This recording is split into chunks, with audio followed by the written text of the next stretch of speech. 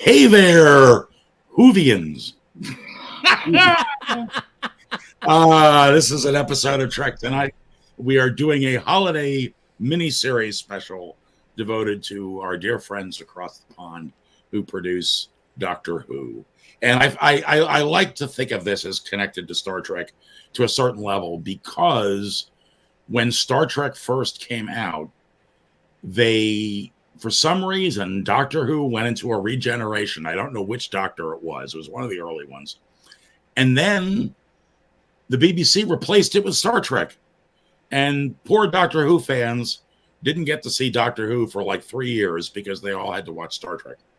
So I don't know whether that is the reason that Star Trek is so popular in the UK or not. But Star Trek is definitely popular in the UK. But yeah. Any rate, I have to apologize. I had a rare bout of insomnia last night. Ended up crashing this afternoon. My 4-year-old stole my phone, so I lost my alarm clock, and I did not have time to finish the fancy new opening for the Doctor Who stuff. But it will be done for next week. So there's neat. I promise you flying TARDISes and everything else. It'll be a lot of fun. Ooh, flying TARDIS. But we decided let's leap right in. And do this. How are you guys doing? Doing good. Thanksgiving was a success. I cooked a full turkey, and as I was saying before we went on the air, I still, despite making a big pan of turkey tetrazzini, I still have a not inconsiderable amount of turkey left. Yes. I'm thinking maybe doing like a barbecue thing, like dicing it up and mixing with some barbecue sauce and maybe get you have a TARDIS full of turkey. Yes. The turkey is bigger on the inside than it is on the outside. Yeah, which made stuffing it very difficult. There's so much stuffing. Oh my god. Yeah, oh my god. But it was nice. I had a couple of friends over, and it was nice. If I do this again next year, which who knows what's going to happen in a year, but right. I definitely don't think I'll make a whole turkey. I might just get like a turkey breast. Right. Because that'll be easier. Well, it really depends on how many guests you have. And the odd part of it is, I don't know about you and your experience, guys, but my experience is I always cook a whole turkey and I end up throwing away all the dark meat because nobody eats it. So the dark meat, it's weird because dark meat has more flavor in it. It's the same and I'll mix it all up together. I diced up a whole bunch of turkey and mixed up with I made sort of my version of tetrazzini sauce, which was I'm sure everybody's glued to my culinary thing. But I used a can of cream of tomato soup, with milk. Right. And then I added some Alfredo sauce to give it a little extra thing, and mixed it with shredded mozzarella and the spaghetti. Mixed it all up. Sounds wonderful. It was very nice. I had it. I did that Monday night. I think. It was either Monday or Tuesday. Yeah, no, it was Monday. It was actually Tuesday. I did it, and then Wednesday night I'm going to have some more because I had so much left. This giant tray of tetrazzini sauce. And I still have like at least 2 more meals worth of turkey. There you go. But I was just over visiting with some friends. We did the show. Who are very big Golden Bachelor fans, and it's the finale tonight. And they were like, one of them was just like, "You should stay here and watch it. Blow up your show." I'm like, "I'm not going to." But also, because I have zero investment in the Golden Bachelor or any. Other than my. So what you're saying is doing this is better than the Golden Bachelor. That is, I'm going to plant my flag on that hill. I know it's a hot take, but here we are. That's some lovely Chinese food, some berries and fried rice. Well, just be glad it's not the season finale of The Masked Singer, because then you'd be gone. I would. I have to know who's under that mask. Oh, brother. Anyway, 2 funny items in the news, and then we'll get to this episode. So this morning, and this is true, this is absolutely true, the Rolling Stones announced that they're going to have a new tour. Okay. And the tickets were going on pre-sale. And like most times when a big group like that puts their tickets out, it crashes the website. Sure. But the website that it crashed, because this is where the pre-sale was being offered, was AARP. Ah. And that is a true story. And I think that is the funniest friggin' thing I ever heard. I'll be honest. I realize we're all inching into that territory. Right. But it like my mom was a member of AARP, and I Sure. can't imagine her going online and ordering tickets. Like it's the kind of thing that she would ask me to do. Right. Maybe she wasn't a Rolling Stones fan. She's more of a Beatles person. Gotcha. Yeah. Apparently, you have to make a choice. You do. You do.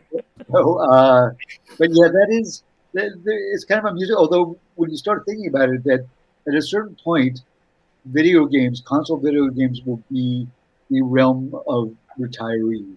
You know, Right. Yes. and there's going to be a lot of stupid tattoos on people like your grandparents' age. Right. So, well, yeah. I remember feeling like an ass one day because they did a tour of the Who's Tommy as a theatrical thing. And we were at the time subscribers to our local Broadway style theater in Delaware. And I was laughing because I thought, most of the audience is old and not going to want to go see the Tommy's The Who. I mean, why would they want to? And I'm sitting down and the people are getting up on their seats and they're dancing. And I'm realizing, oh, wait, this is their generation. Yeah. Yeah. I'm just being an ageist, So, yeah, I get it. We automatically assume that old people don't necessarily like, rock and pop. Right, but they were the generation of the Who. Yeah. Really I know. It is. Yeah. My dream retirement home is a retirement home for tabletop role players. There you go. Where everybody there is an old D&D player or right. Make sure they offer things other than D&D. Yeah, absolutely. Obviously, they're going to have to things other than D&D. But yes, you're right. There's a variety. Right. Like there's Star Trek. There's Star Trek Adventures Night. There's D&D Night. There's a Powered by the Apocalypse Night. Hey, Angela says leftover dark meat is great for soup. Thank you, Angela. A lot of fat equals flavor. And Scott Taylor gave us the thumbs up. And whoever our third viewer was got tired of hearing us talk about stupid shit and left. Well, I tuned in for Star Trek. Not Star. I tuned in for what are you guys Doctor Who? About? But, you're not even talking about Doctor Who, damn it. Anyway, speaking of which, here is the builder, David Tennant. Oh, he's kind of cute, right? Yeah. Again, I'm lucky that I have these glasses because my 4-year-old keeps stealing them. And then she walks around wearing them. But yeah, he's cute. He's got his shoes on with a little, Build-A-Bear on. Anyway. So why don't we get into this? Yes, let's do it because that's why we're here. And after this, I have to go to bed. I thought you just got up. I did, but I'm tired. Well, now I'm perking up. About 10 minutes before I decided to go in the green room, I was like, but what the hell's wrong with you? That's a funny quick story. Quick story before we go. Okay. Wait, second item in the news. The UN announced today that they want Americans to stop eating as much meat because the gas coming from the farm animals is affecting the atmosphere. I am unsure of the scientific accuracy of that because I've been reading about that for a while. Yeah. I'm not sure that's. I don't want to say they're wrong, but I also feel like sometimes these things happen. It becomes part of the popular culture, and it's not necessarily entirely scientifically accurate. I just don't believe myself that cow farts are really destroying the earth, but whatever. I mean, they may be, but there's a lot of other stuff. Well, I have driven past cow farms, and it is unpleasant. So, it is a stink. Well, that wet leather too. That can't be good. Yeah, All right, guys. What did you Solid. guys think? I got to tell you, I said this in the green room before. David Tennant was always one of my favorite doctors of the new Yeah. stuff. Liked Matt Smith quite a bit. What's this? Methane deniers. That's what we're being called. It was the dog. Yeah. Hey, listen, my dogs are putting out a good stink too these days. So, at any rate, David Tennant was always one of my favorites. I liked Matt Smith. You know, eventually, I got into him and I enjoyed him and stuff. Wasn't too crazy about the next guy. Always felt that, and I'm terrible because I don't know the names. This is why my wife because Gina knows all this stuff. But the woman that played the part, I thought was great. Jodie Whittaker. They didn't give her good material because the writers. No, I agree. I liked her. I liked her companions. Yep. But I felt like the writing, it wasn't terrible. This wasn't like all of a sudden it was like, sloppily written, but it just didn't feel, Chris. Yeah, there you go. Oh, now Keith. Here we go. go. Time fluctuates. Peter Capaldi. He was the Scott. I like Peter Capaldi. He also was in the movie Local Hero. If you've ever a young Peter Capaldi, was also Gregory of Gregory's Girl, directed by the same man. Right. An excellent actor. I liked the fact that he was grumpy and Scottish because as much as I like Matt Smith, but he's a little too much like Tennant. Like they're both physically these tall, lanky guys. Right. They're sort of like good looking, but not like, generically good looking. Right. They're good looking enough to sort of like, they have that kind of quirky, Yeah. And I kind of wish they'd like Capaldi had come after Tennant because it would have been a very different flavor. And it felt like we went from chocolate to, a slightly different kind of chocolate, Right, yeah. So well, and there were choices that I wasn't crazy about, like all of a sudden his sunglasses are the, it's like the sunglasses. Yeah, well, but at any rate, that's fine. I need to go back and actually watch his series fully through because I didn't finish it all. But at any rate, so we have David Tennant back. Yes, yay, David Tennant. And I've got to say he looks great. He and Donna both look great. It's astonishing to me to realize how long ago they were in the show. Yeah. What do they say? And it's like, what is it, 15 years? Like 14, 15 years. Yeah. Yeah. So, it has been a hot second. Yeah. They both have aged very well. I do like his energy. Like I've always liked Tennant's energy. He's very he's energetic without being too manic. He also seems to take delight in things. Like when he, which is nice because so many times characters are kind of like grumpy and they're, they don't seem to enjoy anything. But he, I think the Doctor always sort of took delight in stuff, but Tennant's delight was especially. Yeah, especially in the final bit in the show where we get to see the new TARDIS for the first time. Yes, the joy that he and Donna have, where they're running all over the place, just like kids who've been turned loose in a playhouse. Right. Exactly. I enjoyed this quite a bit. It's funny because I recently watched the last two episodes with the previous Doctor. The Sea Devils episode, which was fun, right? And the other one where the Master came back as Rasputin. Spoilers for people who have not watched that. And there was they do at the end of just before she regenerates and becomes Tennant again. Right. All the remaining actors who were companions show up. Two of them, Ace, and I've forgotten the name of the other one. Tegan.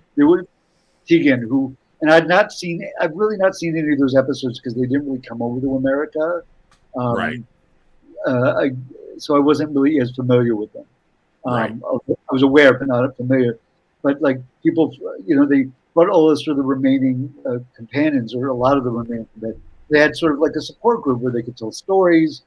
Because he's like, I had all these, I forget what's his name, the older gent who was with 13th, 14th Oh, Oh yeah, I'm blanking. retiree. I can come up with Tegan's name, but I'm blanking on his. yeah. But I he don't, had all these stories, and I can't tell anybody because they all think I'm crazy. But the idea that they could all get together, I thought that was interesting because it does seem there's something about the Doctor's relationship with his companion, because he talks about like when Yaz confesses her love to the Doctor, and she's like, "I wish I could, like you know, I would totally 100% do that, but it's like I'm sort of." It doesn't say I'm untethered, but it is that idea that she's right, always on the move, um, and it's tends to leave people behind.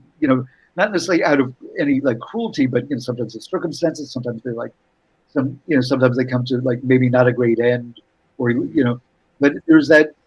Imagine having like the best boyfriend, girlfriend, spouse in the world, and then one day they're just like they're a completely different person, and then they just leave. It's got to right. be really that'll mess with you. And then just imagine like you had all these adventures, and suddenly like, well, I've got to go to work. As opposed to like, well, we're going to a beach, anti-gravity beach, and and swim through globules of water, and then have like amazing, alien cocktails and food, and all sorts of crazy adventures. You At know, Right. least at least Donna got a lottery ticket. she got a Yeah. lot of, that sort of ended up not as well for her. Well, I mean, in the larger sense, it worked well, but maybe not for her. Um, or so what did you? I didn't like the opening. I'll be honest. The whole thing when the narration, and I know they did that to catch everybody up, Right. maybe not familiar, but it was very like laying type. I did this. I had this. Uh, Yeah, yeah. it, it was a I didn't mind it. It's just like I'm like, okay, yep, I know this bit. I know Graham. Thank you, Graham. Graham, Right, yes, thank that's you. exactly right, Angela. Thank Yeah, you. yeah. Oh, So Angela also said that Peter Capaldi acts with his eyebrows. yeah, He's got some serious eyebrows. he's He got some. does. Yeah, he's got the best eyebrows of any Doctor Who I think. Gandalfian eyebrows. But as far as the opening of this thing goes, it was fine. It Okay, but happened. it was like a little. It just felt like a little awkward. But I mean, I guess if you want to, like, hey, any episode of Doctor Who could be somebody's first episode Yeah. if they come Right. across it. So I don't hate it, but I wasn't like thrilled. It was like it just felt a little awkward. But Yeah. it's hard to recap, especially because it wasn't even like the last Doctor. But if you know Right. like the previous one, Right. so. Right. I think And I for- liked what the rationale ended up being for why his face came back. And the idea being that his face came back because he had to resolve this issue for Donna, Yeah. which I thought was a cool idea. And that was, because there was a lot of early on, well, why is it him? Why is it him? But Now, I think okay. there was a logic to that. Now, admittedly, I'm a soft touch when it comes to this because I wanted them to hook me in, but I know the exact moment I got hooked in on Yeah. this episode. Okay, what's that? That's when the Doctor sees someone struggling with a bunch of packages Yeah. across the street. He goes over, he starts helping with the packages, sees that it's Donna, starts putting the packages back on, and Donna goes, "Oi!" Yeah. That there's my Donna. Yep. It was, and And apparently that's too much Donna for Saber. Yeah. also the idea she says when they leave at the end of that scene, they go their separate ways. She's like, this is you can wear a skinny suit up to the age of 30, Yeah. no further. Yeah. Yeah. Yeah. And he looks like a little askance of that, and she's just like, I'm on to like. Yeah. Donna was never my favorite companion, I have to confess, Okay. because she always seemed so irritated by everything, and it's like that's got to be exhausting. Yeah. I mean, not that she has to be like. She was very different than Rose. Rose was very much like delight with everything, and Yeah. obviously there was a, she and the Doctor did fall in love. Right. Right. In a way that you almost never see because the Doctor he's not sexless, but he's not like he's going through space and time to pick up, broads. Right. He's That would be the Captain Kirk of. Yeah, he's not the captain. That's more like Captain Jack Harkness. Yeah. Yeah. Exactly. Pansexual, Yeah. But he, she always seemed like slightly like I'm like, can't you be like a little amazed by any of this as opposed to like irritated? And I'm not saying she wasn't ever amazed, but it always felt like she was very like put out, like like trying to take your mom to some, like on a cruise and be like, the food isn't really that good, like where they're just like they're just like finding like little things to complain about, which always bothered me. And some people liked her because she sort of wasn't all fawning with the Doctor, and I can see that too.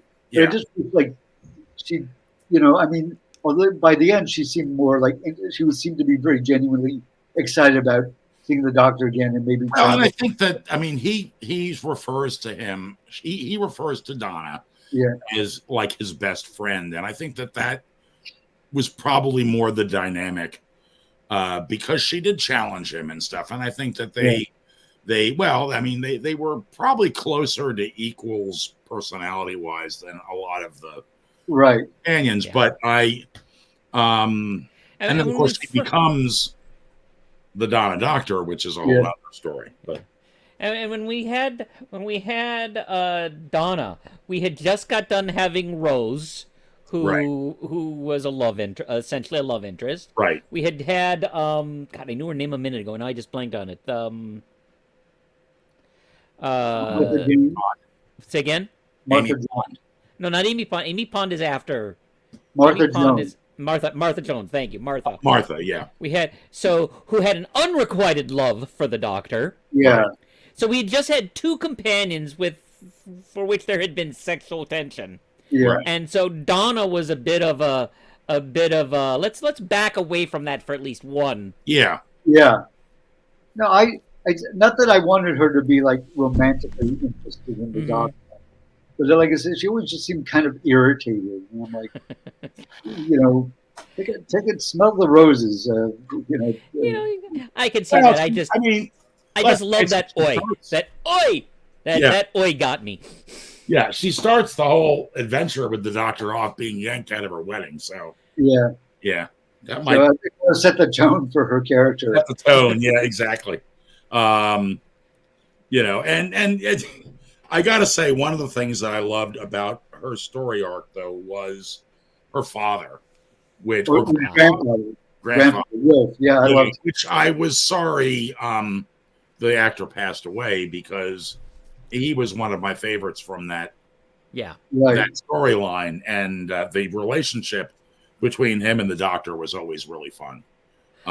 Somebody fill me in. When did he die? Did they film scenes with him before he died, or he died a number of years ago? Okay. And it's interesting to me that they chose to say that he's off in a rest home. You could run by the government. Yeah. Rather than say that he died, because that would be the norm. What most shows would do would just be say, "No, he's old and he passed away." Because they at the end of the episode, they saved the day. Spoiler, shocking, right? Yeah. But they're like, "Oh, we're going to go visit Wilf," and be like, "Oh, I love seeing you," and then of course, Donna spills her coffee on the new TARDIS, which I'm like, the TARDIS feels like, because the TARDIS is intelligent, it feels like it would maybe, putting the coffee maker on the control panel seems like a bad idea. The idea that just spilling a cup of coffee on it will ruin it, will like send it like flames shooting out of it. Like the Enterprise never blew up that big, because there were literally to be fair to be fair, the Enterprise just has a matter antimatter engine. I mean, we've got some sort of heart power thing, timey-wimey bullshit going on there, which to me sounds way more dangerous than a matter antimatter engine. So, all these things seem terribly dangerous. But why don't we talk a little bit about the plot? Because there's this spaceship crashes on Earth. Well, at first everybody thinks it crashed, but it looks like it landed. Right. And the unit is all over the scene. They've got their troops. They've got their scientific advisor. I believe her number was 57. I don't know the name of the actress, the character. She's in a wheelchair. Right. I'm fairly confident that the actress uses a wheelchair because that's the tone TV is going now. Casting, rather than casting anybody. And she's like, oh, I'm going to get a raise. I'm going to get a bonus just for meeting you. He's about a scientific advisor number 1, and they're trying to figure out what's going on. And it's a ship with a double dagger drive, which will come up later. It is as dangerous as it sounds. Right. A bunch of unit troops get taken over by some weird energy, and their eyes glow blue, and then they put down their visors, and they there's this alien called the Meep. The Meep. Oh, the Meep. He's so cute. He's very cute, like white fur and big eyes, and and what? I am just the Meep. I'm just the Meep.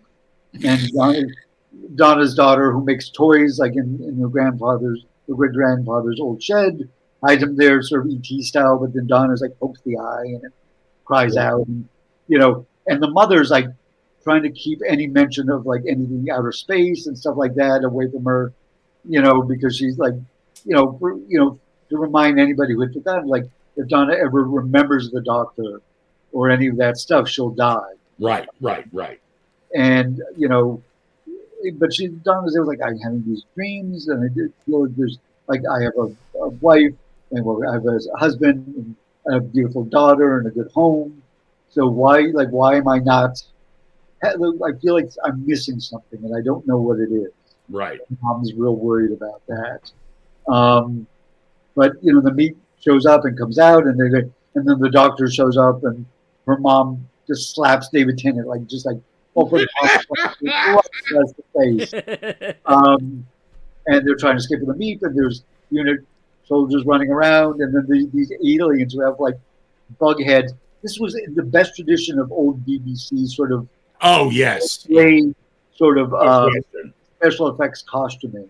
Yeah. Like a big insect claw at the end of one hand, and like these space weapons on the other end. And don't you think that was done on purpose? It was. Apparently this is based on a comic I read that. 1970s. Yeah. That had the Fourth Doctor, right. Whose scarf I am wearing. Was made by my Nana back in the day at my request. And I think it followed, like I've never read that comic, but I'm told it sort of hit them most of the same beats. Right. So they're trying to escape, and there's these aliens, and the possessed unit guys are having a big shootout in the house, and they're escaping, and they finally get out, and we find out that from these aliens that they're actually the Meep species was on a planet, and they had they called it a living sun. Now I don't know if that's a reference to something that's appeared in Doctor Who before, right. But something went wrong. It went mad and became the psychedelic sun, and it turned all the Meeps into basically lunatic killers. Right. And this Meep was their leader, the only survivor. And then the Meep smiles with these mouthful of needle sharp teeth. He was like, "To hell with this all!" And just it does nothing but dick moves for the rest of the episode. Well, and the Meeps ate people.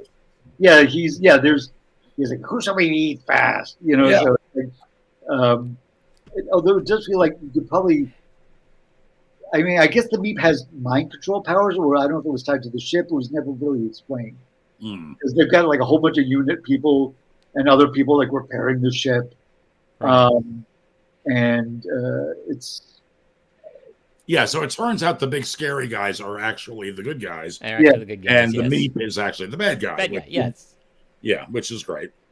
I love the little trial scene in the basement where Yes. the doctor pulls out the British Yeah. judge wig Yeah. Yeah. and Like shadow proclamation rule, and it's like, and all these aliens are like, yep, because they also find that the aliens weren't killing anybody; they were just stunning people. yes. And Right. And I have to admit, I have to pat myself on the back because when they're driving away from the the firefight going on in the middle of the street, I noticed some of the bolts of energy hitting the car as they're driving They weren't doing away. anything. Yes. And I noticed, hey, shouldn't those be leaving scorch marks or something? Like, why I'm are they thinking, going through like the door? I thought that too. and then the doctor wakes. That wasn't a plot hole. That was a feature because the doctor makes reference to that. You know, Donna, take a look at your car. Are there any scorch marks on it? Why, no, there are not. That's because the bug-eyed aliens were shooting stun guns at you. And I thought, okay. Hey guys, John Van Gostein, one of our regular friends, wrote great Who episode. Looking forward to this Saturday's special Wild Blue Yonder episode. Long live the Dalek Empire. Hello. Happy you're back on. Thank you.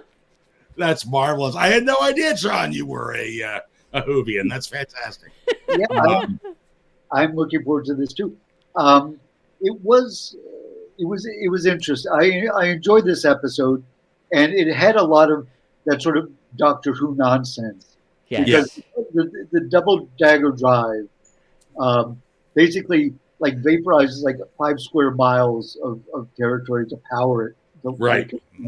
Which basically would destroy all of London, like the millions of people living in London. Mm-hmm. Yeah. So trying to stop that. I mean, also, again, very Doctor Who, but also that very sci-fi concept of like, there's this, we've developed this interstellar drive, but it will fuck up like a good chunk of your planet. Right. And it's like, who designs this? Like, who thinks like this is a good idea? Because like, you're doing it. Maybe you do it in, you do it in a remote location, but it feels like its usefulness is limited. Yeah. Like either that or you're an alien species who just doesn't give a shit about Doesn't anything. give a fuck. Yeah, right. Yeah. Maybe it was developed by the Meep, because. Yeah, maybe the Meep. Although this is our first, the Meep also like again they do succeed and one of the last scenes feels like it's a mix of Captain America: Winter Soldier and and Star Trek: Wrath of Khan, because the Doctor goes into the ship to try to shut things down, and Donna, who's beginning to run because they're going to escape, but her husband and her daughter and mom, she's like, "Go, I have to help the Doctor." And mom's like, "She sent the Doctor." So she gets on the spaceship just before the door comes down, and the Doctor is very upset, because he doesn't want her to die. Right. And he's like running around this big sort of circular room, high with all these high bits of switches and so on, and like a plexiglass door comes down between them, and so he can't do everything. And she's, "Let me help you." He says, "I can't. You'll die." And she's like, "Listen, if this goes off, my daughter and my husband, my mom will die. Not just that, but like millions of people." And I just want to stop there for a second because I really loved how Donna portrayed that. He's, like you just said, Doctor says, if I can save these people, you can help me, but it will mean you die if we do. And she doesn't hesitate. She says, "Yeah, okay, do it." I mean, my family will die, millions of people will die. It's like no angst going, "Oh, I don't know what to do." Okay, do it. Just let's do it. Yeah. Do it. Indeed. So the Doctor reluctantly agrees and starts listening, repeating these sort of seemingly random words in a particular order, much like with the Winter Soldier. They give these orders. Right. Boxcar, tree. Orange. Whatever. Yeah. So she comes back and they stop the ship. They do everything, and then she collapses, and he's like heartbroken, And Right. the people send their mind controlled troops up, and they come up and they're like, we're ordered to kill you. He's like, go ahead. He's so distraught. Right. And then suddenly all the energy gets out, and as it turns out, all the Time Lord energy that was still stored in Donna, part of it was passed on to her daughter, who when Donna got reactivated, so did the daughter, and she's down throwing controls down on the base level, Right. and they eject the Meep up into like an escape pod with a parachute, and they. Which, by the way, talk about beautiful BBC nonsense. Yeah. You've got this high-tech spaceship, a dagger drive, artificial gravity, and they use a parachute to save the descent of the. Yeah. Right. Yeah. It's cheap. I don't know if it's cheaper than having anti-gravity pulses or something, but when you see it at distance, you see the parachute open. So the Days one, and the Meep is taken into custody by those bug aliens, Right. who seem like pretty decent guys. Yeah. Right. Yeah. In fact, one of them, when the first two that get killed by the Meep, who was hiding some sort of death ray underneath its fur, it was like Sergeant, McMore, regrets, early retirement, or something to that effect. Yeah. But so they were like, well, the Meep is going to spend like 10,000 years in prison. I don't know how long Meep lives, maybe that long. And the Meep also says, basically that it has a boss. So that's something, Right. As the dog says, well, that was cryptic. I hate that. Yeah. And he was like, well, I've got to get you two sorted out, to Donna and her daughter. They're like, listen, basically only a guy. He said, it's too bad you're not a woman, because you would have figured this out. They're like, we have this power, we're just going to let it go, which they do. I think one of the things some of the fans have been complaining about is that Donna's daughter is trans. I don't know if the actor is. I was going to bring that up, and I was going to ask you what you guys thought. I had the suspicions from the beginning, right? That was the case when first you see them walking down the street and some, hooligans are giving her shit. Yeah. And I was kind of like, I wonder if that's the reason. Well, you heard it there, because I was like, listen, because it was like, oh, Johnny boy. I was like, it just sounded like fucking like Cockney, like gibberish. Like it was so it was not like they didn't hit the audio so much, you could hear it.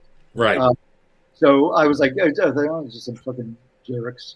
And, but in the kitchen, where the grandmother kisses, oh, you look gorgeous, and she goes, it's like, is that sexist? I don't know. She says, I never had that problem. And he's like, and then she feels bad. She's like, I'm sorry. I feel like I'm making a mess. She's like, well, the same thing with me. There's an adjustment. But I liked introducing that element to Doctor Who, because Doctor Who's always had a very inclusive sort of mind frame. Yeah. And it is, until recently, something that has not really been addressed in a serious fashion in TV or movies. Right. So I was like, I was perfectly glad. I'm like, that's cool, and her husband, we saw her getting married in her last appearance previously, the same actor, and he was just like, I'm so lucky. He says, "His Donna won't didn't want to take his name, because his name is Temple. She didn't want to hyphenate it like Noble Temple, because it makes me sound like an old ruin." Right. And it was. And he's like, "Listen, I'm the luckiest guy in the world. I said, beautiful. I'm happy." Also, we find out this sort of the climax is because he'd given her that lottery ticket. She won 1,600,000. It was it wasn't 1 million. It was 160 million pounds. Yeah. And she gave most of it away. They bought a house, but that was it. She gave it away to charity. She's like, "It's you," and she explained it in some sort of science fiction jargon way. Basically, like his sort of altruistic, um, you know, tendencies had imprinted on her. So that's why he's like, there's so many people who need help. So she donated money to, charitable causes, like refugees and blah, blah, blah. They didn't give you a list. But she's like, you did it to me. He says, you made me soft as you. Yeah, I love that. I thought that was great. And get back to your question, Chris. I was with Leo on this, on the whole trans thing. Yeah. There appears to be, and I guess that's just the times we live in, but there is a certain segment of fandom, shall we say. It doesn't matter whether or not you're talking Star Trek or Doctor Who or Marvel movies. They just, anytime something happens that is different from what might be their political beliefs on a matter, they get their buns in a knot and say, you've changed it for the worse, no matter how good or not good the story may be, just that one element. And I don't know. This was a good story. I like the story, and the trans daughter did not detract from it in any way, and I think has the potential to actually add to it in a big way. I'm looking forward to seeing what they do with the trans daughter. Yeah.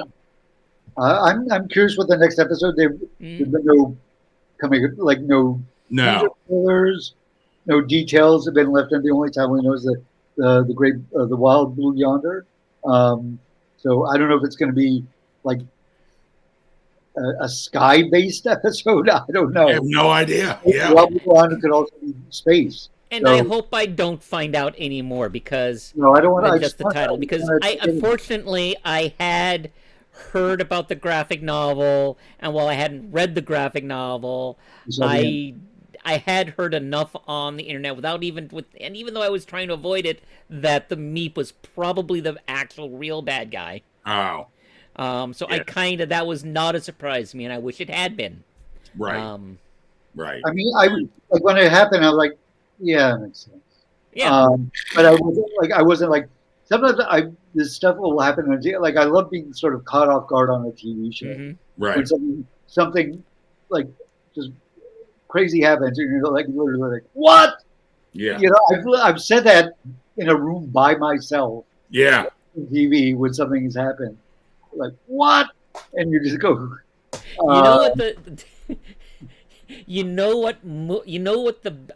I will still remember the first time I saw the Scott Pilgrim movie. I had not seen any of the graphic novels. I had no idea what was coming. I'm watching the movie for the very first time. Yeah. I think we've just got a romantic rom-com going. Right. And then 22 minutes into the show, I'm talking about the first movie now. Yeah. It just takes this hard left turn, and I literally did exactly that. I went, what? Yeah, if you didn't know what it was about, it does definitely takes a strange turn if you're just expecting to be a rom-com about 20-somethings falling in love. Right. But I thoroughly enjoy this. I have to say, Tennant is the favorite of the new Doctors, starting with Eccleston. Yeah. And David Tennant, I thought he was great as the Jedi lightsaber building droid in Ahsoka. Previously appeared in 1 or 2 episodes of the Clone Wars show, and he's always a joy to watch. It's interesting that Eccleston had a northern accent, and I think Eccleston has a northern accent. Right. And when they cast him, because David Tennant himself is Scottish, they didn't want to go from northern to Scottish because there's a bit of overlap in that. Right. In the accent, so they decided to make him sound British. And I know he's a little disappointed he didn't get to be Scottish, but then we got Capaldi later on. Right. So I'm enjoying it. It's going to be interesting because we'll be getting our new Doctor, I think, at the Christmas special on Christmas Day, I think. I think so, yeah. The first Black Doctor. Actually, that's not true because there is that the female black doctor. Right. Right. Yes. But like as a regular, like as somebody who's, going to do a whole arc.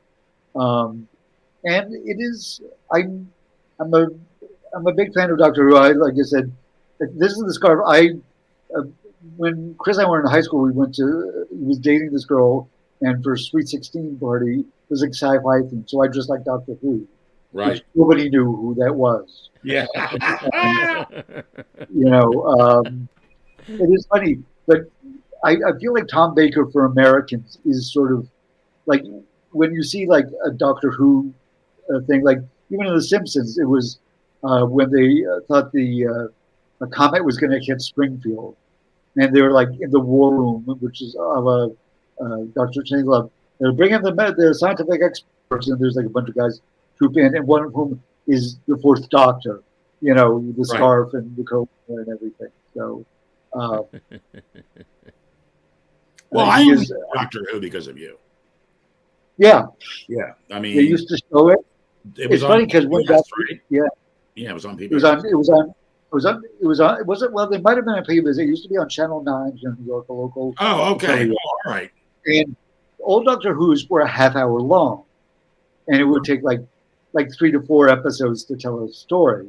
Right. And when Doctor Who came back with Eccleston, I thought they were going to continue that format, but they didn't. I was like, I'm looking, I'm like, oh, it's 40 after the hour. It's still going. I guess it's right.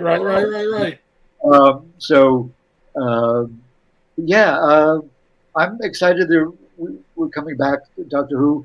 I know they've done a few comics, Star Trek, Doctor Who crossovers. They did the TOS with Tom Baker, and they did I think it was a Tennant. It was either Tennant or Matt Smith did a crossover for TNG. I've not read those, but I don't remember. But I always felt like it would be a Doctor Who Star Trek crossover would be a lot of fun. I'm sure it's a legal nightmare. Oh, especially since Doctor Who's now going to be shown on Disney Plus, and we're more likely to see the Doctor show up in a Marvel or Star Wars film than we are in Star Trek these days. But yeah, I enjoyed it. I felt like nobody had really. Sometimes somebody comes back to a show and you feel like they're not quite in step the way they were. They haven't played the characters long. All of them just like got right into step. Yeah. I like the fact that Unit was in it. I always enjoyed Unit, I loved all of these. It was like they never left. It was like they never left. Right. And to be honest with you, I'm hoping they wrap it well with the transition because I'm so enjoying seeing Dr. Tennant. David Tennant, that I'm not really looking forward to having a new Doctor after that.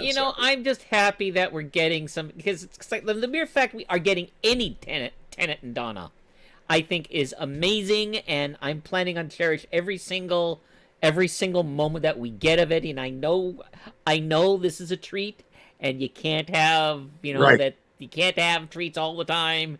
Right. So and you know what? I've seen the this time. Hey, what? Yeah, right. What is it? You don't get upset. Yeah, that's right. Hey, what is Angela mean here, guys? I don't know. Any thoughts on the new Doctor Who being season 1? So, because Disney is now the worldwide broadcaster of Doctor Who everywhere except in England. Me too, Angela. Disney wanted to make it easy for people to jump in brand new on Disney Plus. So they're basically starting over. When I wish I could remember this actor's name, because I love this actor. I've seen him in Sex Education on Netflix, and he's amazing on that. The new the new Doctor, when he takes over and we start getting his regular series, right? They're redoing the numbers again. It's going to go back to season 1 or series 1. Oh, I see. Well, it's funny because on Max, which has all the previous Doctor Who's, starting with Eccleston, season 1 is Eccleston. but it's not really season one because season Right. one was back in 1963. Right. Right. Who just had this month had their 60th anniversary, um, and so yeah, it's a lot of unfortunately a lot of those. I don't say a lot, but a good chunk of those shows from the are gone. They were like destroyed or Really? yeah. They Oh, I found didn't some. know that was the case. If you ever see on BBC America, they sometimes show these. It'll be a Lost Doctor Who, and they have the audio, but they do like this animation. Although it's not like super good animation. It's very limited animation. Right. And it's funny because there'll be like a dramatic moment where there was like should be like because they probably maybe still have the script so they know how to sort of frame everything. Right. There'll be like a dramatic thing and a close up of one of the characters, which looks really weird and static when there's no if you do a close up on an actor, there's like little micro movements on their face and they're not just frozen, Right. um, they're a vibrant, alive being. Yeah, it's just like that. Exactly. But the anime, but they do sometimes find these. And uh, Angela, I wish I could pronounce that. Yeah, that's the guy. Nakuti Gatwa. I'm gonna say Nakuti Gatwa until. If it's wrong, please send all your hate mail to Keith Jacobson. Yes. Anyway, but I like him a lot. He's a fantastic actor. Like I say, I saw and I'm really expecting big things from him. Cool. In when he takes over as a doctor. I'm looking forward to seeing him take over. The image they put up with him and his new companion, they're both just like mod style, like the '60s mod style, and I've always thought. I've always been very fond of that. Not that I've ever had the balls to dress in a mod style. And Cootie. And Cootie. Got it. And Cootie. And Cootie. And Cootie. And Cootie. Okay, I can do that. And Cootie. Yeah. But I'm a big fan of that mod sort of vibe. I think it's yeah, that'll be fun. And regarding renumbering them again going forward for Disney, as long as they don't retcon everything and say and start saying that Nakuti is the very first Doctor. Yeah, I don't think they're going to do that. They're not going to do that. I don't care that they're renumbering them again. Well, it's funny because originally back in the original show, the concept was that Gallifreyans, Time Lords, regenerated 12 times over the course. That was the limit. After your 12th regeneration, that was it. That was your last life. Now, I'm sure they had no idea the show would go on. When they first threw that out, they were like, we're never going to get to 12. Yeah, that's going to cover us for a long time. But of course, they sort of went beyond it recently because Capaldi was technically the 13th Doctor because there was the War Doctor who doesn't. I mean, he counts in terms of regenerations, but he was not. They didn't. Wasn't like there was a lot. There was, I think, I want to say an American Doctor Who movie. They got like one airing. Yeah. And I think Paul McGann was the actor. Paul McGann. Yep. And then he was played by not William Hurt. Last name Hurt from Alien. Right. Isn't it William Hurt? I don't know. I'm too tired. William Hurt is an American actor. Tall blonde dude. He was in broadcast news. Right. John Hurt. John Hurt. John there we go. Yeah. Plays the War Doctor, the older version of the War Doctor. But he, thank you, Angela John. Yes.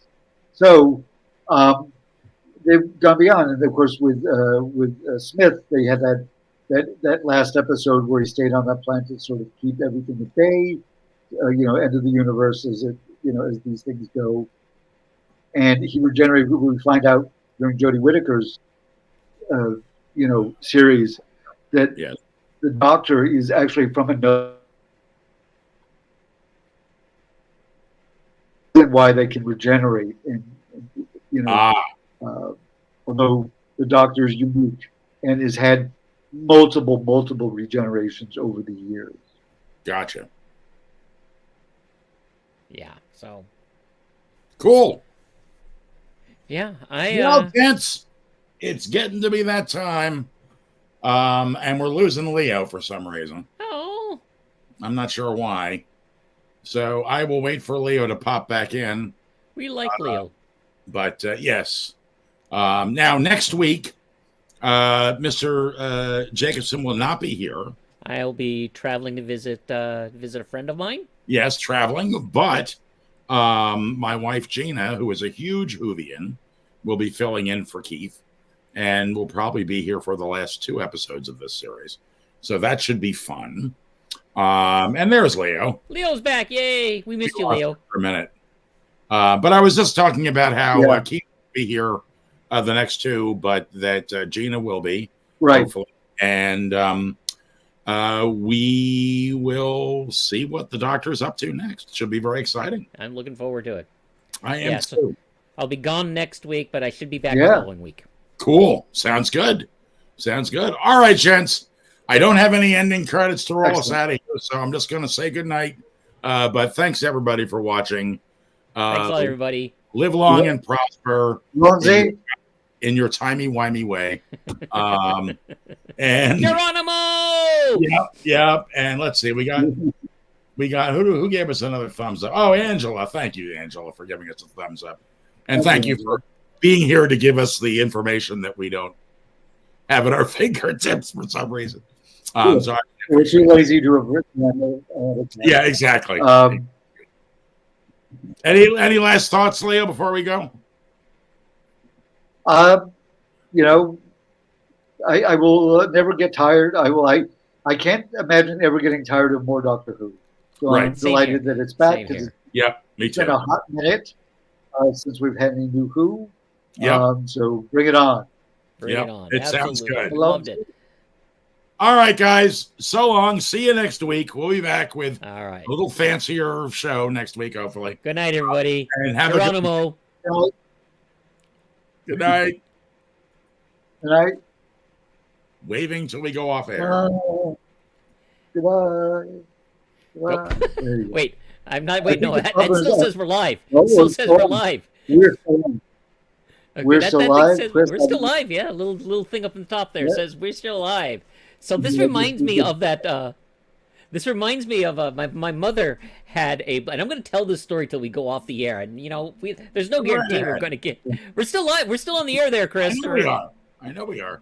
So there was a record of bloopers that my mom had as a kid, and I listened to it, and this is reminding me of that one episode where there's a little clip from this children's episode. I think it was in Chicago or something like that, radio show. And okay, everybody, want to thank all you kids for watching the Happy Clown or listening to the Happy Clown Show. Right. Are we off the air? We are? Good. That'll hold the little shits. Yeah, right. Yeah, exactly. And by the way, the little shits are still listening. Now we got the right button. Do we really, though? We Goodbye. do. Goodbye. Are we off the air?